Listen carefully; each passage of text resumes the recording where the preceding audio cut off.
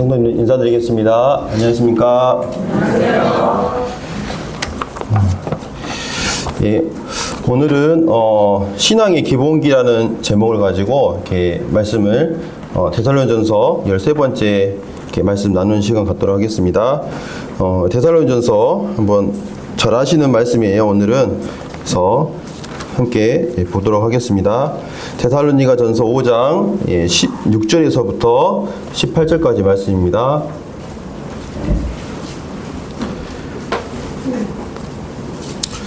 예, 다 잘 아시는 말씀이니까 한번 같이 한번 읽어보겠습니다. 시작.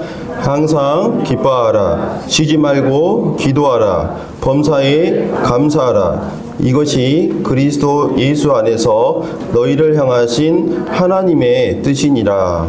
예, 너무나 잘 아는 말씀이죠. 이렇게 말씀을 앞서서 예, 과거에 2002년도에 있었던 일인데요. 아시는 분들은 이렇게 좀 젊은 사람들은 잘 모를 수도 있겠습니다. 2002년도에 월드컵 때 우리나라가 4강 신화를 이루는 이런 일이 있었습니다. 그래서 그때 당시에 이제 감독이 히딩크 감독이었습니다. 그래서 이제 어떻게 우리나라가 월드컵 4강에 이를 수 있었느냐라는 이런 분석들이 있었는데, 그 중에서 화려한 이런 기술에 치중하는 것이 아니라 후반 끝까지 잘 뛸 수 있는 이런 체력을 이렇게 길러야겠다 해서 이런 체력과 같은 기본기를 굉장히 중시했기 때문에 이런 결과를 이룰 수 있었다라고 했습니다. 그래서 그때 당시에 이 히딩크 감독이 레이몬드라는 이 트레이너를 영입해 가지고 이 기본기인 이 체력을 이렇게 증강시키는 이러한 훈련을 특별히 이렇게 선수들한테 했습니다. 그래서 굉장히 어떤 것이든지 기본기가 중요하다는 말을 하게 되는데, 탁구를 잘 치는 그러려면 필요한 것이 또 기본기라고 하고, 또 그림을 잘 그리는 사람들도 뭐를 잘해야 한다고 합니까? 바로 이 기본적인 이 그리는 기술이 잘 돼 있어야 된다고 하고, 또 공부하는 것조차도 기본적인 이런 습관이 잘 배어 있어야 공부를 잘할 수 있다고 합니다. 그래서 무엇이든지 잘하는 사람은 이 기본기가 탄탄할 때 이 일이 가능하게 되는 것을 볼 수가 있습니다. 그래서 오늘 제가 이제 말씀을 교제할 부분이 이러한 우리가 신앙의 삶 가운데 있는 이러한 기본기에 대해서 이렇게 말하고 있다고 보여져서 이 제목을 기본기라고 말했는데, 이제 지난 시간에 교제했던 말씀을 이렇게 정리해 보면은 지난 시간에는 하나님과의 관계가 아니라 우리가 깨어있는 이런 삶을 살기 위해서 우리가 성도 간에 서로 교제하고 또 성도 간의 관계가 올바르게 되어 있을 때 이 깨어있는 이런 삶들을 실제로 살 수 있다는 것을 살펴봤고, 또 이제 16절부터는 이제 좀 방향이 바뀌어서 하나님과의 이 관계 가운데 어떠한 기본적인 삶들을 살아야 하는지 이런 부분이 이렇게 기록이 되어 있습니다. 사실 오늘 이 말씀을 준비함에 있어서 제 마음 가운데 다 아는 성도님들이 너무나 잘 아는 이 말씀이고, 또 너무나 이렇게 노래로도 나와 있죠. 그래서 이런 말씀을 전하는 것이 필요할까 하는 생각도 들고, 또 그냥 이 말씀들을 간략하게 살펴보고 또 데살로니가전서의 전체 말씀을 이제 마감할까 하는 생각도 들었습니다만, 우리가 성경 공부를 하는 이유, 또 성경을 살피는 그 목적이 무엇이냐, 이걸 생각해 볼 때 그것은 우리가 아는 만큼 또 아는 것을 삶에 적용하는, 삶의 순종함으로 따르는 이것이 우리의 공부의 목적이라는 것을 생각하면서 단순히 데살로니가전서를 전체를 다 살펴봤다 이것으로 하는 것이 아니라 이 짧은 말씀이지만 또 단순한 명령이지만 이 명령 앞에 우리가 어떻게 구체적으로 적용해야 할지 이런 부분들을 한 번 더 이렇게 생각하는 그런 시간이 되었으면 하는 마음에서 이 세 구절만 오늘 좀 살펴보기를 원합니다. 자, 그러면 먼저 항상 기뻐하라, 16절에 나와 있는 항상 기뻐하라부터 좀 살펴보도록 하겠습니다. 항상 기뻐하라는 말씀의 의미를 좀 보면은요, 먼저 항상이라는 말은 언제나 또 늘상이라는 뜻입니다. 그 다음 기뻐하라는 말은 기뻐하다, 즐거워하다. 영어 성경에서는 rejoice라는 단어를 써서 대단히 기뻐하다, 크게 기뻐한다는 이런 의미를 영어 성경에서는 표현하고 있었습니다. 성도님들, 여기 항상 기뻐하라는 말씀에서 항상이라는 말이 어렵습니까? 기뻐하라는 말씀이 어렵습니까?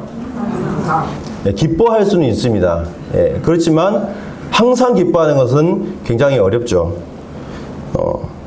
그래서 이 데살로니가 성도들도 고난과 핍박 가운데 있었지만 성령의 기쁨으로 말씀을 받았다는 말씀을 1장에서 하고 있고, 그들의 삶 가운데 기쁨의 이런 삶들을 살았던 흔적들이 있습니다. 그렇지만 사도 바울은 항상 기뻐하라고 지금 데살로니가 성도들한테 지금 이렇게 권면하고 있는 이 말씀을 우리는 보게 됩니다.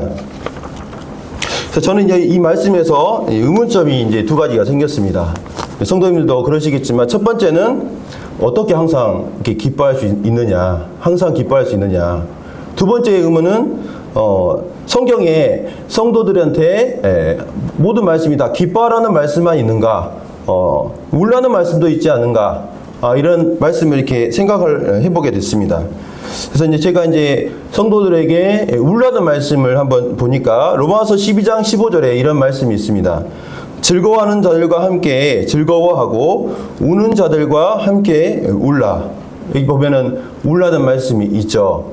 그래서 이제 항상 기뻐하라고 말씀하신 것과 이 말씀이 이렇게 상충되지 않나 하는 생각을 하게 되는데, 이 로마서 12장 15절의 말씀을 이렇게 보게 되면은 이것은 즐거워하는 자들과 함께 즐거워하고 우는 자들과 함께 울라. 다시 말해서 성도들 간의 관계 가운데 어떤 성도가 가족을 잃은 이런 슬픔이나 또 직장을 이렇게 잃었다거나 또 병에 걸려서 누워 있다거나 이러한 슬픔 가운데 있게 될 때 그들을 모른 채 하는 것이 아니라 함께 울어주는 그러한 말씀으로 이 말씀을 하고 있습니다. 그래서 마음을 높이지 말고 도리어 마음을 낮추라는 말씀을 이 16절에서 이어져서 이렇게 하고 있는 것을 보게 되는데, 이것처럼 바로 함께 우는 말씀은 성도 간의 관계에 대한 말씀이고, 그래서 이 말씀은 바로 하나님 앞에서 우리가 항상 기뻐야 한다는 이 말씀으로 우리가 볼 수가 있습니다.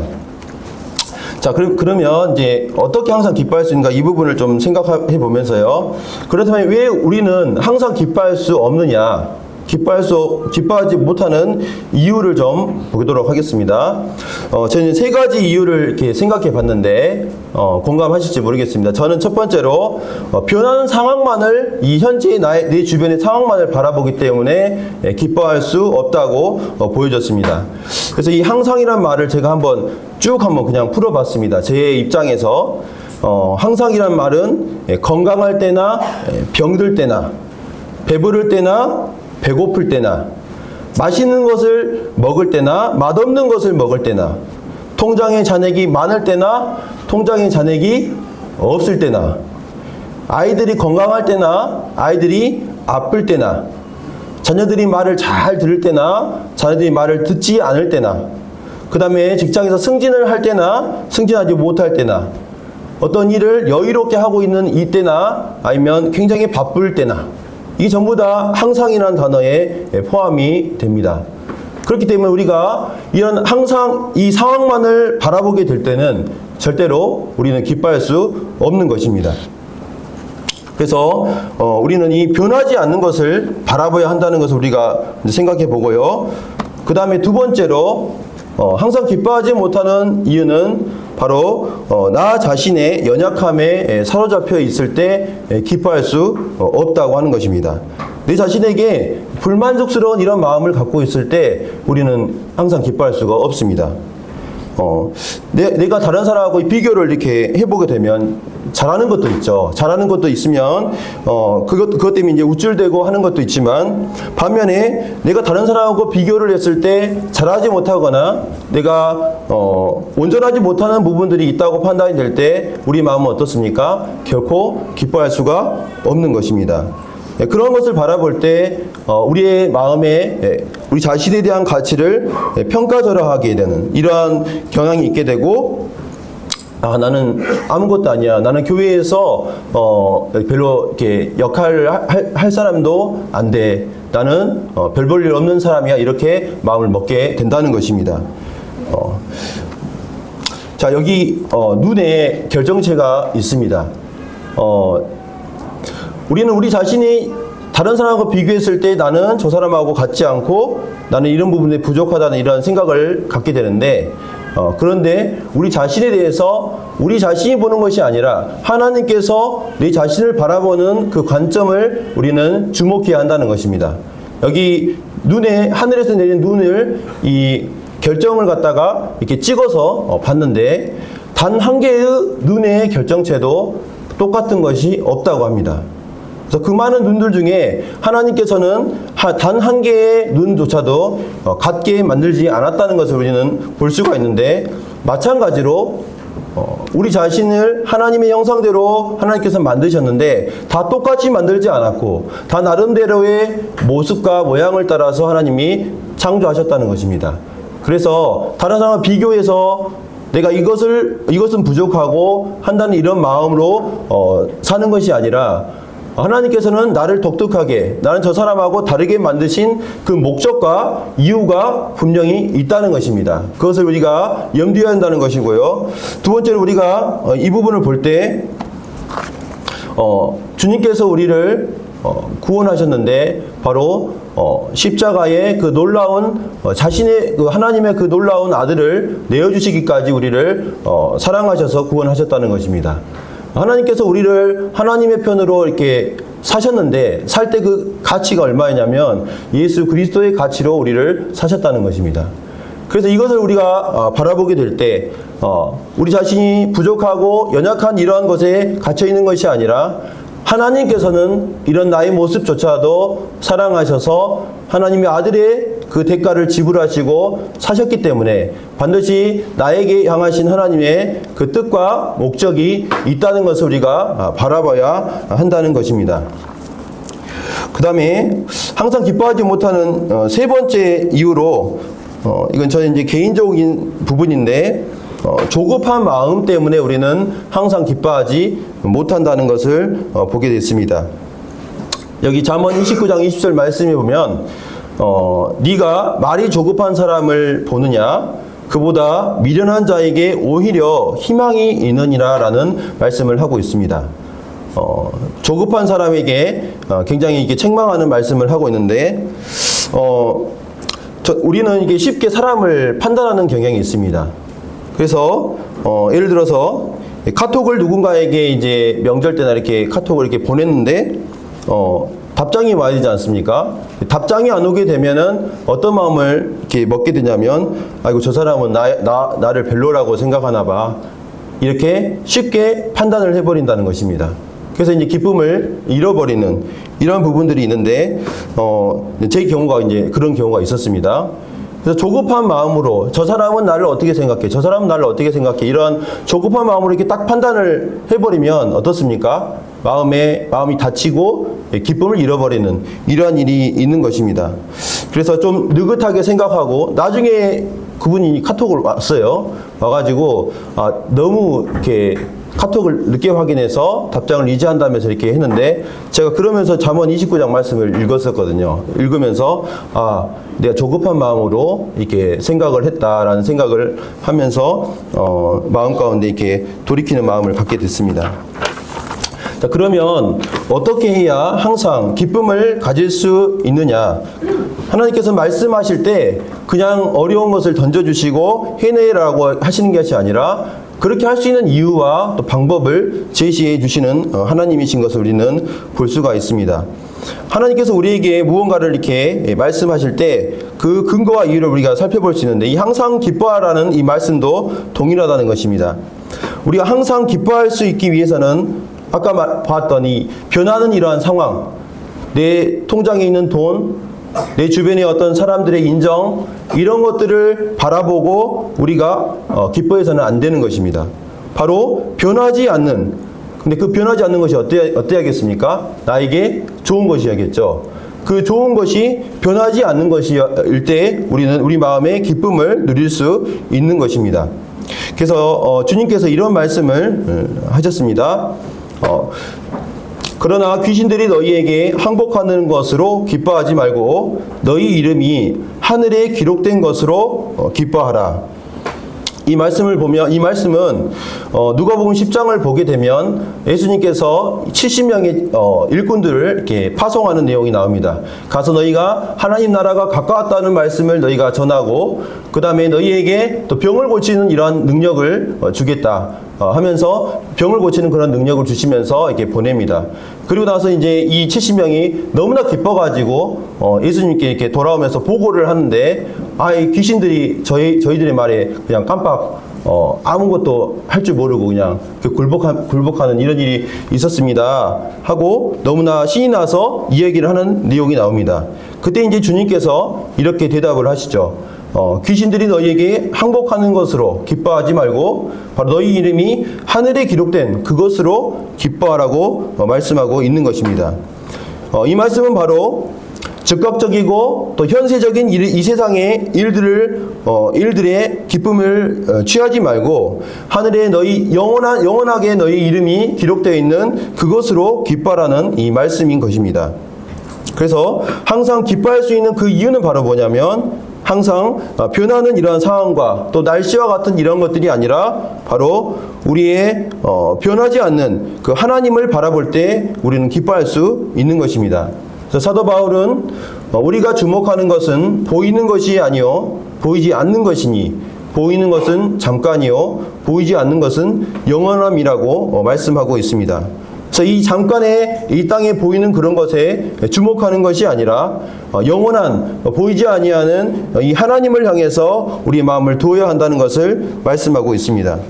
이제 이 말씀을 보면서 기뻐하라는 이 말씀이 제일 많이 기록되어 있는 곳이 바로 이제 시편입니다. 시편을 한번 이렇게 좀 찾아보면서 시편 기자들이 무엇으로 기쁨을 얻었는지 이렇게 검토를 해봤습니다. 해보니까 시편 5편의 말씀을 보면은 그러나 주께 피하는 모든 사람은 다 기뻐하며 주의 보호로 말미암아 영원히 기뻐 외치고 주의 이름을 사랑하는 자들은 주를 즐거워하리이다라고 말씀하고 있습니다. 그 다음에 시편 13편 5절에서는 나는 오직 주의 사랑을 의지하여 싸우니 나의 마음은 주의 구원을 기뻐하리이다라고 말하고 있고 시편 21편 1절에서는 여호와여 왕이 주의 힘으로 말미암아 기뻐하며 주의 구원으로 말미암아 크게 즐거워하리이다라고 말하고 있습니다. 이 말씀들을 보게 되면 동일하게 주님의 보호하심, 주님의 사랑, 주님의 구원, 주님의 힘을 계속해서 바라보고 그것으로 즐거워하고 그것으로 기뻐하는 이러한 말씀을 우리는 보게 되는 것입니다. 뿐만 아니라 이 시편의 기자들은 자신들만이 이 하나님으로 기뻐하는 것이 그치는 것이 아니라 너희 의인들아 여호와를 기뻐하며 즐거워할지어다. 의인들을 향하여서 여호와를 인하여서 기뻐하라고 권면하고 있는 이 말씀을 우리는 보게 되고 또 의인은 기뻐하여 하나님 앞에서 뛰놀며 기뻐하고 즐거워할지어다라고 말하고 있는 것입니다. 그래서 바로 이 하나님을 향해서 우리는 변함없으신 그 하나님의 보호와 그분의 사랑과 그분의 구원과 그분의 힘을 의지할 때 우리는 항상 기뻐할 수가 있는 것입니다. 우리 잘 아는 말씀이죠. 비록 무화과 나무가 무성하지 못하며 포도나무에 열매가 없으며 감람나무에 소출이 없으며 밭에 먹을 것이 없으며 우리의 양이 없으며 외양간에 소가 없을지라도 나는 여호와로 말미암아 즐거워하며 나의 구원의 하나님으로 말미암아 기뻐하리로다라고 말하고 있습니다. 그래서 이 하박국 선지자도 무화과도 없고 포도나무도 없고 열매가 없고 또 감람나무에 이 소출이 없지만 하나님으로 인하여서 기뻐할 수 있다고 고백하고 있는 것을 보게 됩니다. 그 다음에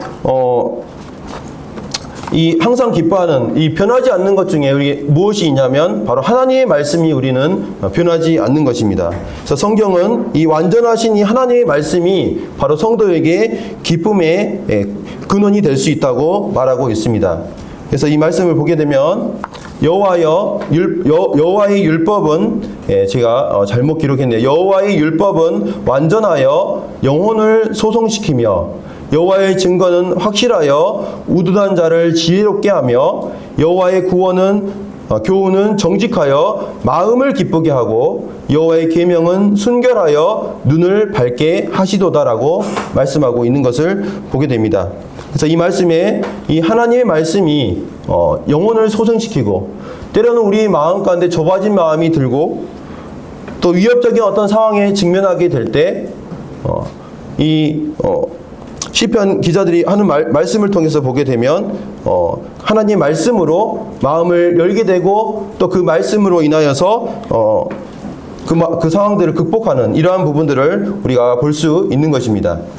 또 주의 증거들로 내가 영원히 나의 기업을 삼았사오니 이는 내 마음의 즐거움이 됨이니다라고 말씀하고 있습니다. 그래서 이런 말씀들을 보게 되면 하나님 말씀이 바로 우리에게 기쁨을 준다는 것을 말하고 있는데 유명한 이 성경학자이면서도 이제 목회자인 이 존 파이퍼라는 분이 이런 말을 했습니다. 사탄은 날마다 기쁨의 불을 끄려고 한다. 우리 마음에 있는 이 기쁨의 불을 사탄 여러 가지 방법을 통해서 불을 끄려고 한다. 우리는 어떻게 해야 되냐? 바로 하나님의 말씀으로 기쁨의 그 불씨를 계속해서 내던져야 우리의 기쁨을 유지할 수 있다고 말하고 있습니다. 그래서 계속해서 우리의 마음에 있는 이 기쁨의 불을 켜기 위해서는 바로 이 하나님의 말씀을 우리가 읽어 나갈 때 이것이 가능하다는 것을 이렇게 말씀하고 있고요. 그리고 또 조지 밀러, 우리가 잘 아는 이 조지 밀러가 신앙생활을 한 10년 정도 하고 나서 깨닫는 것입니다. 10년 정도 하고 나서 이제야, 이 말이 10년이 지나고 나서야 나는 내가 했어야 할 가장 중요한 일은 하나님의 말씀을 읽고 그것을 묵상하는 것임을 알았다. 말씀으로 내 마음이 위로와 격려를 받고 경고와 질책을 들으며 훈계를 받을 수 있기 때문이다. 또 말씀을 묵상할 때 내 마음은 주님과 체험적인 교제를 나눌 수 있다.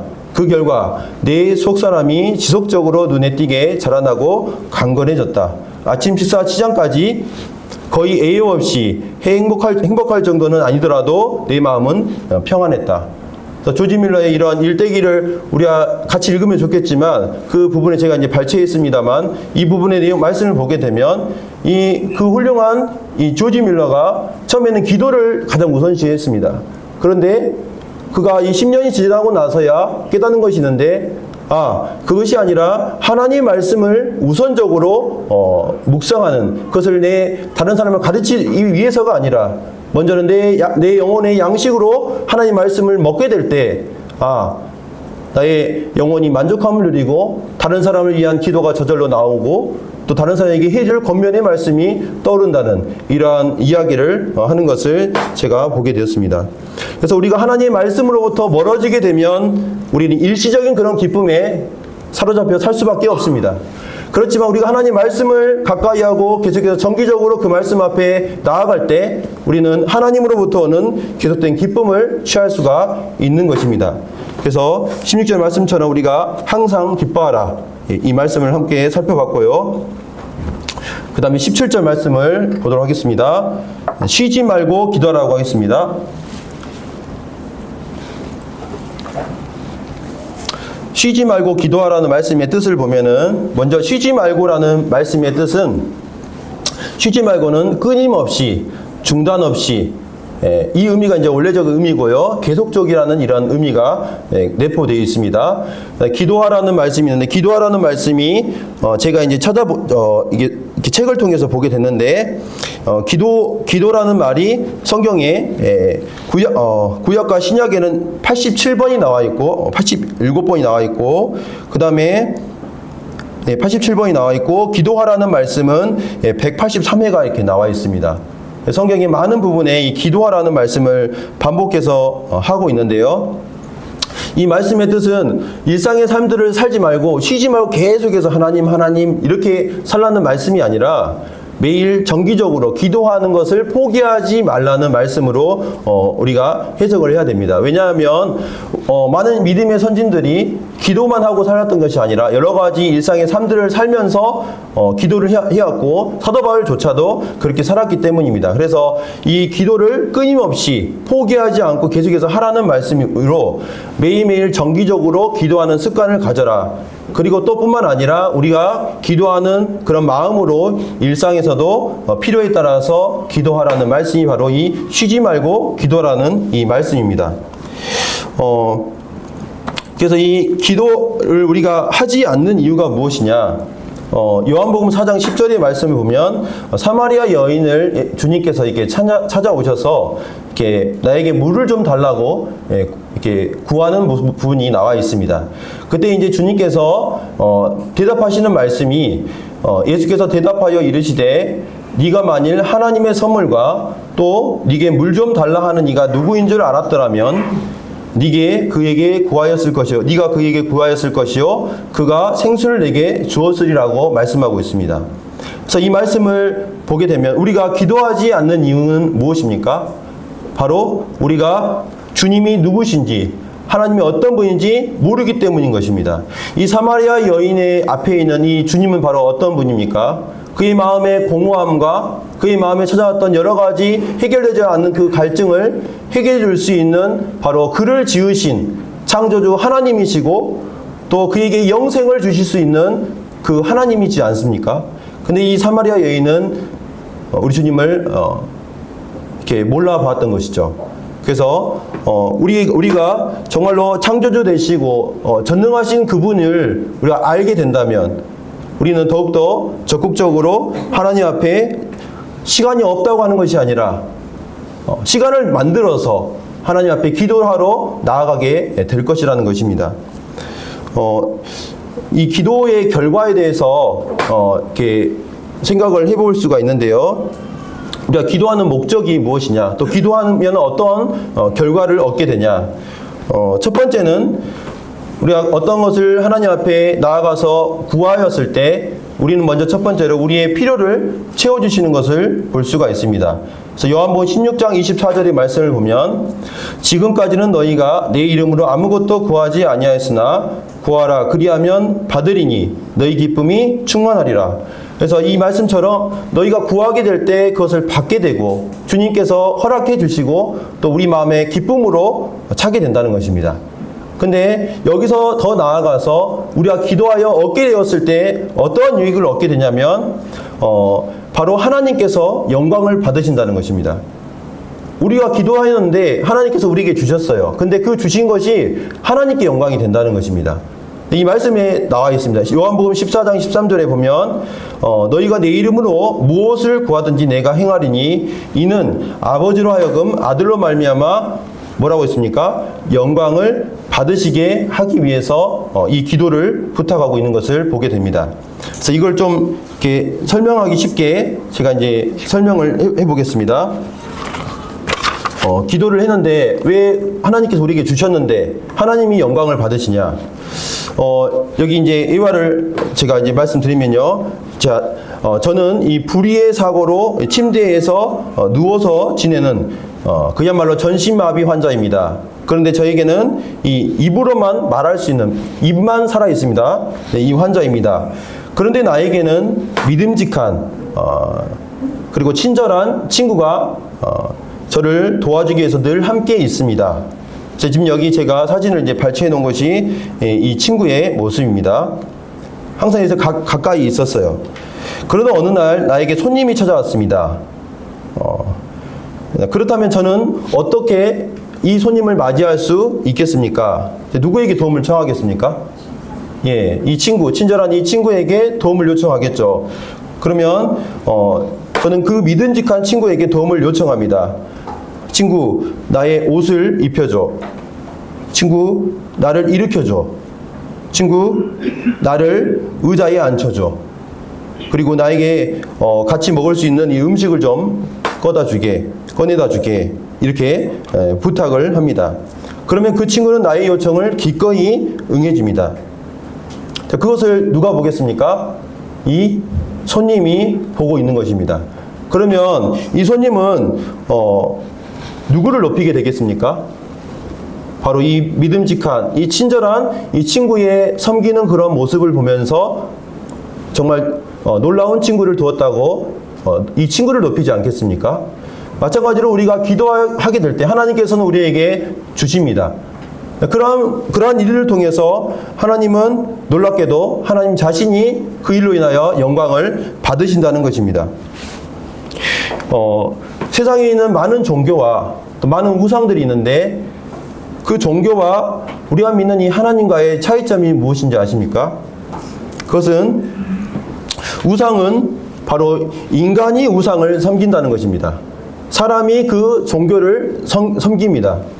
그렇지만 하나님께서 사람을 섬긴다는 것입니다. 우리 하나님께서는 우리 사람을 섬기러 이 땅에 오셨고 또 지금도 우리를 섬기는 것을 기쁨으로 여기시는 것입니다. 그리고 그 일로 인하여서 영광을 받으신다는 것입니다. 혹시 어느 회사에 사장이 직원을 채용하는데 어느 회사 사장이 그 직원을 섬기기 위해서 직원을 채용하는 회사가 어디 있겠습니까? 황록 인재님 혹시 회사에 취직하고 나서 거기 관리자 되신 분이 와가지고 이렇게 섬겨주던가요? 어느 회사도 그러한 관리자와 책임자는 없습니다. 그 직원을 부려먹고 그 직원을 사용해서 더 큰 이득을 얻기 위해서 이런 일을 하는 것입니다. 그렇지만 하나님께서는 우리가 믿는 성경에 나와 있는 이 하나님께서는 기꺼이 우리를 섬기기 위해서 섬김을 기쁨으로 여기시고 우리 인간을 가운데 이렇게 오셨다는 것입니다. 그래서 우리가 기도를 쉬지 않아야 하는 이유 첫 번째는 하나님께서 우리의 필요를 그 기도를 통해서 공급해 주신다는 것입니다. 그리고 더 나아가서 그러한 공급하시는 그 일로 인하여 하나님은 스스로 영광을 얻으신다는 것입니다. 그래서 어떤 사람은 쉬지 말고 기도하라는 말씀을 쉬지 말고 간호사를 부르라 이렇게도 말씀하고 있는 것을 보게 됩니다. 우리 교회에도 간호사들이 많이 계시는데 정말 우리가 필요할 때마다 계속해서 하나님을 구하고 하나님을 찾는 것입니다. 혹시 이 그림 아십니까? 기도하는 손이라는 작품에 알프레히트 듀러라는 이 독일의 화가이자 이 조각가입니다. 이 사람이 이제 종교개혁 그 전쯤에 같이 이제 루터랑 같이 그 시대 사람인데요. 이 듀러에게는 친구가 있었습니다. 프란츠라는 이 친구가 있었는데 두 친구는 굉장히 이제 그림에 관심이 있었고 말 그대로 가난한 예술가 지망생이었습니다. 듀러와 이 프란츠는 그래서 이 그림을 열심히 그리기로 이렇게 마음을 먹었는데 집안이 너무 가난하다 보니까 이 프란츠가 듀러에게 제안을 합니다. 친구야, 내가 지금 우리가 너무 돈이 없기 때문에 대학교를 가서 돈을 벌면서 어떻게 그림을 그릴 수 있겠냐. 너가 대학교에 가서 공부를 해라. 그리고 나는 열심히 일을 하면서 너의 뒷바라지를 하겠다. 그리고 너가 성공을 하게 되었을 때 그때에는 너가 일을 해서 내가 이 그림을 그릴 수 있도록 그렇게 하면 좋겠다. 이렇게 제안을 하게 됩니다. 그때 듀러는 그럴 수 없다고 이렇게 처음에는 거절을 했지만 이 프란츠의 간절한 이러한 제안을 거절하지 못한 채 그렇게 하겠다고 합니다. 그래서 이 듀러는 대학에 가서 이제 공부를 하게 되고 친구인 이 프란츠는 이 듀러의 뒷바라지를 하기 위해서 여러 가지 아르바이트부터 해서 식당에서 허다한 일들을 다 이렇게 도맡아서 하게 됩니다. 그리고 이제 이 듀러가 굉장히 그 그림으로 유명해지고 또 그림을 그려서 팔 수 있는 정도까지 이렇게 인기 있는 이러한 화가가 되었을 때 듀러가 이제 돌아와서 프란츠를 찾아갑니다. 근데 프란츠가 하는 말이 듀러야 나는 너를 위해서 뒷바라지를 하다 보니까 손이 더 이상 굳어가지고 그림을 그릴 수가 없게 되었어. 나는 너를 위해서 기도로 매일매일 살았다. 이제 너의 너를 위해서 이 기도하는 이 손으로 이렇게 나는 평생을 살겠다고 이렇게 얘기를 하게 되고, 뒤로는 나중에 이제 굉장히 많은 성경에 관련되어 있는 그림들을 많이 그리면서 이제 하나님이 영광을 나타내게 되는데요. 그래서 이 뒤로의 이 기도하는 손은 바로 자신의 손이 아니라 바로 자기를 위해서 기도해 준 이 프란치의 손이 바로 이 그림의 내용입니다. 저는 이 일화를 이렇게 대하면서 사실 제가 구원 받았을 때, 모임 안에 더해졌을 때, 저는 제가 믿어서 구원 받은 줄 알았는데, 모임 안에 이렇게 더해져서 이렇게 하는데, 어떠한 자매님이 이만하니, 이제 제가 이제 고등학교 졸업할 때 쪽지를 이렇게 써서 주셨는데, 그 자매님께서, 그렇게 이제 얘기를 하시는 거예요. 거기에 쪽지에. 형제님을 위해서, 형제님의 구원을 위해서 저희가 기도했습니다. 라는 이 문구를 써서 저에게 준 적이 있습니다. 저는 이제 그 쪽지를 받아들고, 내가 믿어서 구원받은 것이 아니라 앞선 이런 성도님들께서 나를 위해서 간절히 기도해 줬기 때문에 내가 지금 구원을 받을 수 있었던 것이라는 것을 제가 이제 보게 됐습니다. 그래서 이런 부분들을 보면서 기도해야 하는 이러한 부분들을 보게 되고, 저희 모임에도 자매들께서 이렇게 기도하는 이러한 모임을 갖고 계시고 하는데, 또 우리가 수시로 계속해서 기도하는 가운데 나아가야 한다는 것을 보게 됩니다. 기도를 통해서 얻게 되는 이런 축복들을 보게 되는데요. 베드로전서의 4장 11절에 이런 말씀이 있습니다. 만일 누가 말하려면 하나님의 말씀을 하는 것 같이 하고, 누가 봉사하려면 하나님이 공급하시는 힘으로 하는 것 같이 하라. 이는 범사에 예수 그리스도로 말미암아 하나님이 영광을 받으시게 하려 함이니 그에게 영광과 권능이 세세에 무궁하도록 있느니라. 아멘. 여기 말씀을 보면은 누가 하나님의 말씀을 전합니다. 그리고 누가 봉사를 합니다. 그런데 그 결과 누가 영광을 받습니까? 하나님께서 영광을 받도록 하려고 한다, 이런 말씀이 있습니다. 어떻게 말씀을 전하는 사람이나 봉사하는 사람이 영광을 받지 않고 하나님께서 영광을 받을 수 있느냐? 그것은 어떻게 가능합니까? 바로 기도를 할 때 이 일이 가능하다는 것입니다. 기도하게 될 때 우리는 이 일이 가능한 것입니다. 기도의 가장 큰 축복은 자기의 능력을 포기하고 하나님께서 그 일을 하게 하시는 이러한 일이라는 것입니다. 기도하게 될 때 우리는 나의 가난함과 하나님의 부요함을 인정하게 되고, 나의 파산된 상태인 것과 하나님의 너그러우심을 우리는 인정하게 되는 것입니다. 두 번째로 기도를 통해서 우리가 어떤 축복을 누릴 수 있냐면, 주님과 그 교제로 인하여서 기쁨을 취할 수 있다는 것입니다. 어떤 그리스도인이 이런 말을 했습니다. 전 이 말이 굉장히 공감합니다. 기도하기 전에는 악마의 얼굴을 하다가 기도한 후에는 천사의 얼굴이 된다. 사실 제가 그러거든요. 주님 앞에 아침에 일어나서 굉장히 하루의 일들을 생각할 때 마음이 답답함이 있는데, 정말 제 자매가 제 얼굴을 보면 이제 악마의 얼굴을 하고 있다고 말한 적 없습니다만, 기도하기 전에는 정말 그런 마음입니다. 그런데 놀랍게도 기도를 하게 되었을 때 제 마음이 평안을 되찾고 하나님 앞에서 감사가 넘치는 이러한 마음의 상태가 되는 것을 경험하게 됩니다. 기도하게 될 때 우리 하나님께 영광을 돌리는 이러한 일들을 하게 되고, 또 주님과 교제로 인한 기쁨을 취하게 된다는 것입니다. 그 다음에 세 번째는 의인의 강구는 역사하는 힘이 많다고 하셨는데, 바로 하나님의 능력을 경험하게 되는 것입니다.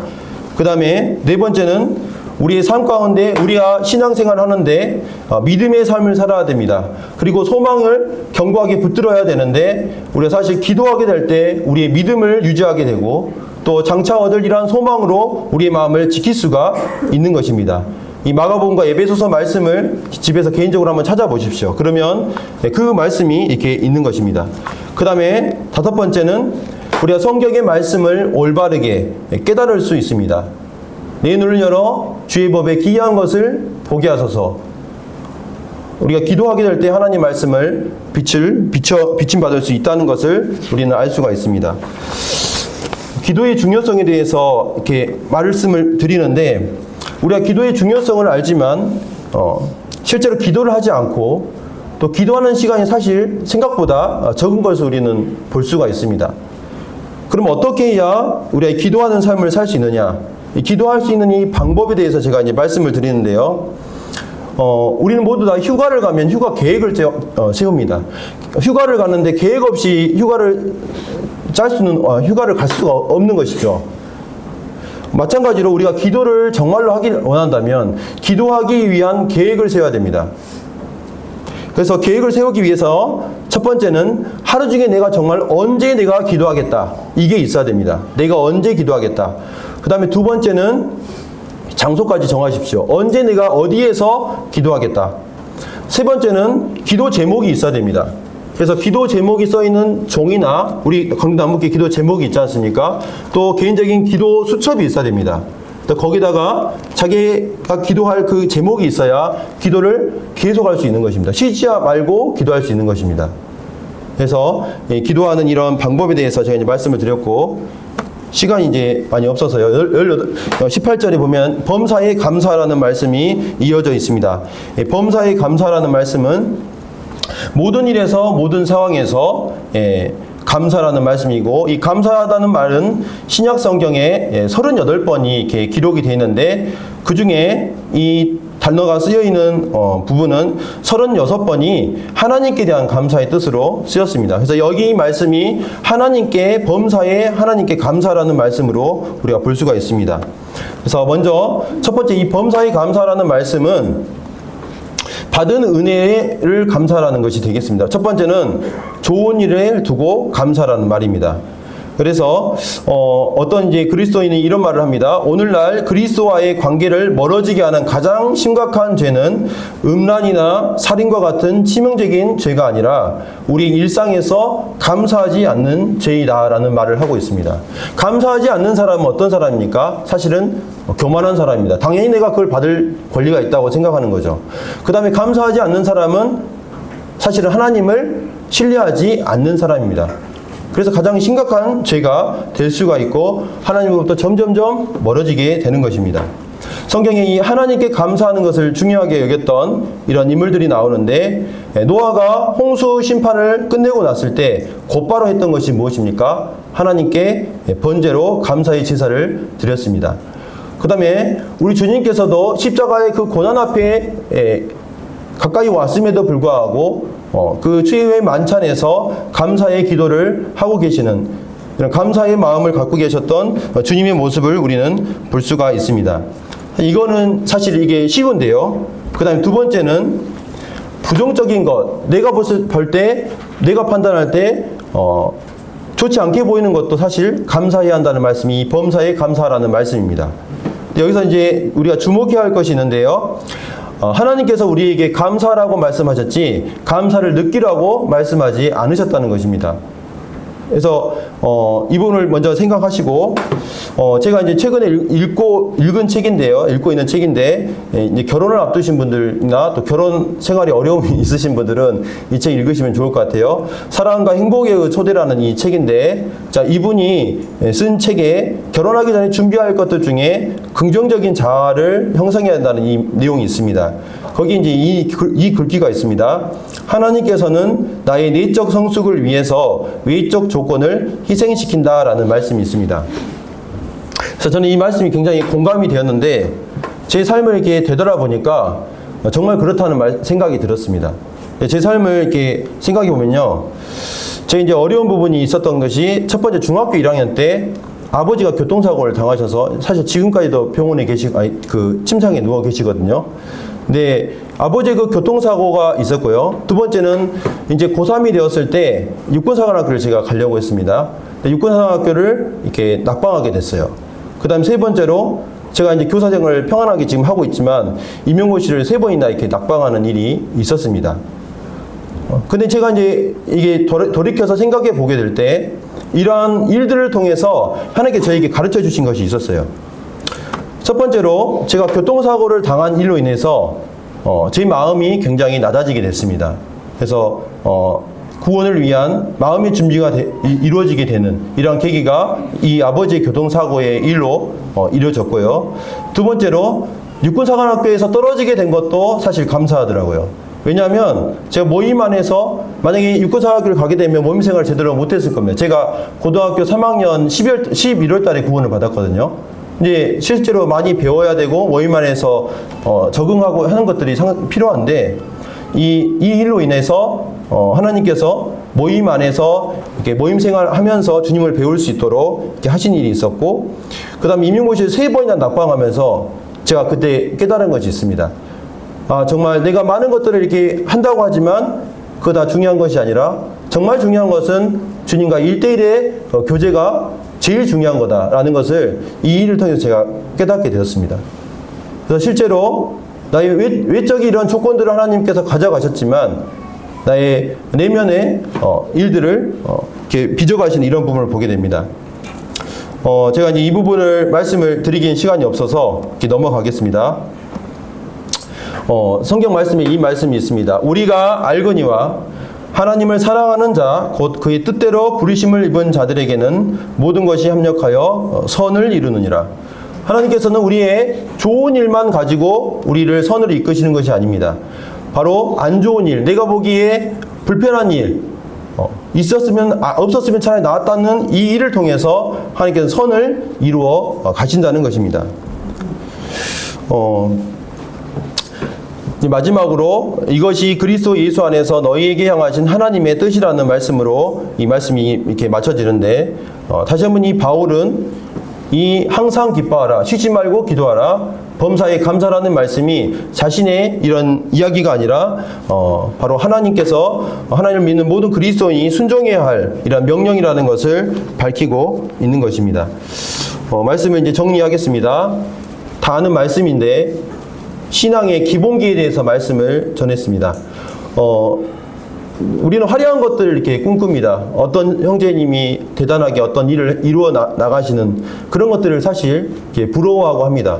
하지만 기본이 탄탄할 때 성공적인 신앙을 할 수 있습니다. 그래서 첫 번째로 나의 마음에 이 기쁨의 불꽃이 잘 타오르고 있는가? 나의 상황이나 나의 연약함으로 그것의 마음에 취해 있어서 기쁨의 불꽃이 꺼져버리지 않았는가? 하나님 말씀을 통해서 우리는 그 불꽃을 다시 지필 수가 있다는 것을 말씀드렸습니다. 두 번째로 정기적으로 나는 기도하고 있는가? 매일 나는 기도하는 시간을 갖고 있는가? 또 기도하는 그 자리에 나는 함께하고자 하는가? 이런 기도에 대해서 우리는 점검해 볼 필요가 있고요. 세 번째로 우리는 감사하는가? 제가 말씀드렸습니다. 감사하는 것은 감사를 느끼라고 하신 것이 아니라 감사하게 될 때 우리에게 감사하는 마음이 찾아옵니다. 그래서 이런 부분들을 이렇게 신앙의 기본기에 대해서 다시 한번 이렇게 우리 자신을 돌아봤으면 좋겠다는 생각이 들고요. 오늘이 추분이라고 합니다. 그래서 넉넉한 한 주 되시기 바랍니다.